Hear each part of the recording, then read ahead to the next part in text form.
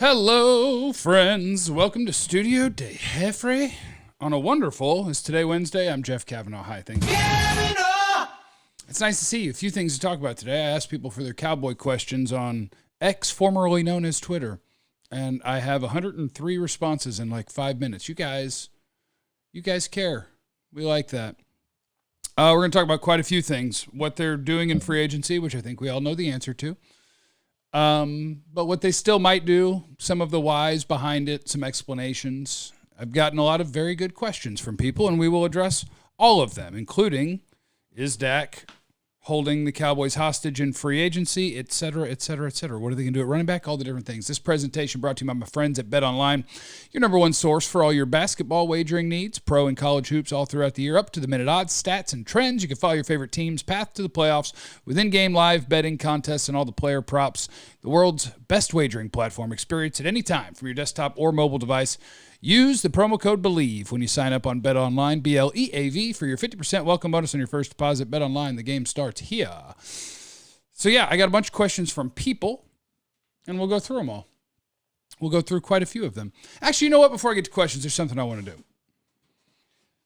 I want to point something out about the Dallas Cowboys as an organization. When it comes to free agency, I think most of us are used to it at this point. They're not going to mess around on the first day, the first couple of days of free agency. And I will say this, for a lot of the last 10 or so years, I mostly align with the way that the Cowboys do team building. Mostly. You should use every avenue to add players. They claim that they do, but they don't. You should use every avenue. You should trade. You should draft. And you should sign free agents, right? That's the thing. And they technically use them all. But the reason now that the Cowboys don't sign free agents that are good NFL football players is a self-fulfilling prophecy that they created on their own. I can take you back, let's see, this is 2024. 2021, the big free agent that they signed was Keanu Neal, a washed safety that they moved to linebacker for cheap. Shocking that he didn't play great for you. 2022, their big offseason signing was James Washington, a $1 million receiver, I believe coming off injury, who then got hurt. 2023, their biggest free agent was Chuma Edoga. 2020, their biggest free agent was, take your pick between Clinton Dix and Gerald McCoy. So they tell you that we're not going to pay good players, great player money in free agency because that's what you have to do to get the players early in free agency. And that's true. You have to pay more than other teams are willing to for the good player. So you're going to pay him more for the most part than anybody else is going to. That's how it works. But let me ask you this. Would you rather, if you need things on your football team, would you rather fill that with a good player who you think is making a little bit too much money? Or would you rather attempt to fill it with a guy who's not good at football? Because that's what they do. And then they use that as evidence that free agency doesn't work. No, free agency doesn't work when you sign the guys that no one else wants because you can afford them or you claim you can afford them, and then they can't play football. And then you tell people, see, that's why we don't use free agency, because it doesn't work. When you spend real money for the good players, they've played good football for you. Brandon Carr was the last one that they spent good money on, and you probably had to overpay for him. He played good football for you. Shocking. The good players play good football. The guys who are washed that other people don't want, that you sign because they'll play for what you want them to play for, yeah, they're not good. Shocking. And that's the worry this offseason. You can do those things when you're drafting and developing well. And yes, the fact that your quarterback's money has caught up to you is a factor.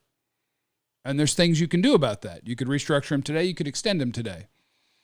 It is starting to look like they might just let this thing play. And I've mentioned 2025 looks like the iceberg year. It's definitely the iceberg year if you don't get something done with the quarterback. Zach's money will catch up. Tank's money will catch up. Dak's money will catch up. 2025 is the iceberg year. And I don't think they're going to do anything to avoid it. So I think what we're looking at is a Cowboy season that is absolutely not going to be all in. Absolutely not. But they could still do the restructure of Dak to add players because they seem to be acknowledging that 2025 is the and the could very well include letting the quarterback go, which is certainly a choice. You can do it. You can do it. It just leaves us with one big issue. Obviously, in 2025, you'll have a whole bunch of dead money. A whole bunch of dead money. And you'll have no idea who's playing quarterback, which is obviously even more dangerous. But they'll find one day. But anyway, those are things to worry about for another day. Let's get to some questions from the people. Questions from the people. Tom Downey wants to know favorite Western movie. Obviously, it's Tombstone. Dumb question, Tom. I love you. Any thoughts on what 105 did yesterday, putting the attorney on? None. No, none. I have no thoughts. In a nutshell, isn't Dak holding us hostage in free agency moves? No, not at all. Now, did his money catch up? Because that's what happens when you push money out and out and out and out and out. Yes, there comes a day where if you don't give that player an extension, then yes, the money will catch up and you will have to account for a lot of money in a year, yes. But Dak's not holding you hostage. You could extend CeeDee Lamb today, but they don't want to do that because they don't like to pay top of the market money, so they'll pay it later and they'll pay more. You could restructure Trayvon Diggs. He's a good young player that's going to be here long term. That's the sort of player that most people push that money so they can sign players. You could do that today. You could do the same thing with Tank Lawrence, which if you think that he's about to be at the end, I could understand not doing it. You could do it with Terrence Steele. I hope they don't because he ain't playing good football. And the people you do this with are the people that you know will be here and hopefully will be playing good football. No, there are things they could do to get involved in free agency. They choose not to because they don't want to be involved in free agency early because they're doing it backwards by convincing themselves that signing bad free agents for cheap and them not being good means that they shouldn't be in free agency when it's the opposite. You should be in free agency for the good players. They choose not to be. That's them choosing not to be. Will TJ Bass start at guard or center in week 1? Maybe. I think there is a chance of that, either that Brock Hoffman is the starting center or that TJ Bass is a starting guard next to Tyler Smith playing tackle. Yeah. Right now, it seems like you are gearing up for that sort of season where they're going to be looking for their cheap labor, where they're certainly not going to sign any free agents because right now the fact that you have free agents leaving is loading you up with comp picks, and these things do look like iceberg. We're getting ready where we're going to be playing dudes on the cheap and eating a ton of money in 2025. I don't know if we're going to have a quarterback or not, so we better make sure that we don't sign anybody this offseason because that way, in next year's draft, I have 11 or 12 draft picks instead of 7. That could absolutely be the plan right now. What do you think is Tyler Smith's best position? And will the extreme frugality at the running back spot come back to hurt him in 2024? You guys know me with running backs. I think they'll be fine. I don't love that they seem to be forcing themselves to use an early-ish draft pick in a draft where you don't have a 4th rounder. So you probably would have used a 2nd or 3rd rounder on a running back, and I'm already running out of things I need and draft picks that I have. I think Tyler Smith's best position is guard. I would leave him at guard. But if a team feels like guard is easier to find and they believe that he can be a franchise left tackle, then I get it. I think he's a dominant guard who might be a good tackle. But, again, what if their thought right now is we're really rebuilding on the fly here? We're preparing to take our lumps with the salary cap. And so why not also use that year to see if Tyler Smith is a really good left tackle as opposed to knowing that he's a really, really good guard? You could do that. So you could be looking at year 1 of a year 2 rebuild, where in year 1, you're still trying to be competitive because the players on your roster won't let you not be competitive. But you're not going to do everything you can to load up this team because of what you're planning to do a year from now. They could absolutely be in year 1 of the 2-year rebuild right now. Has anybody ever needed starters at every major position, had 3 picks in the first 5 rounds, and didn't address at least some of the holes in free agency? No. No. They need a lot. The cap is coming for them to some extent.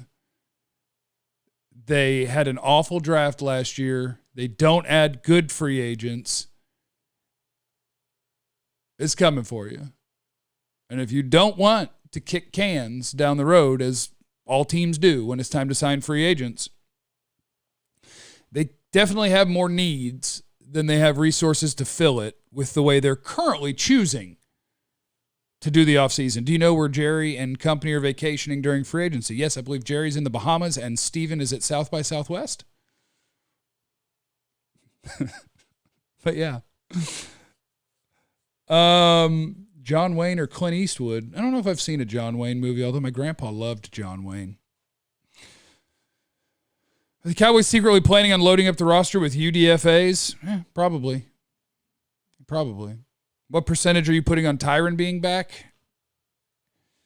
The only thing that makes it somewhat realistic, and again, I'm starting to feel like we're in year 1 of a 2-year rebuild, and that Tyron doesn't fit that.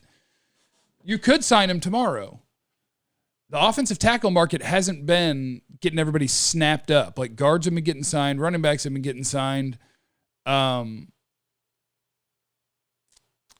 a few of the position groups have gotten snapped up pretty quick. Tackle, not so much. So there's a chance that the market lines up for Tyron to be back. I don't know if he fits what's happening right now. What's happening right now is hardball with the quarterback and maybe indecision on both parties on if they want to do this. Because this is the first offseason that I've ever considered that just with the way all this crap goes, with the negotiations between front office and quarterback, it's absolutely possible that the Cowboys are like, no, we're going to ride this season out. We may not even restructure him. We'll just eat this cap hit. And then that way our cap hit hurts less next year. It's possible that they're just going to ride it out.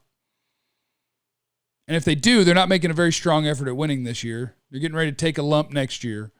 And then they're getting ready to find a quarterback. But this is the first offseason that I wonder if Dak's just like, don't answer the phone. I'm done. I'm done with these dudes.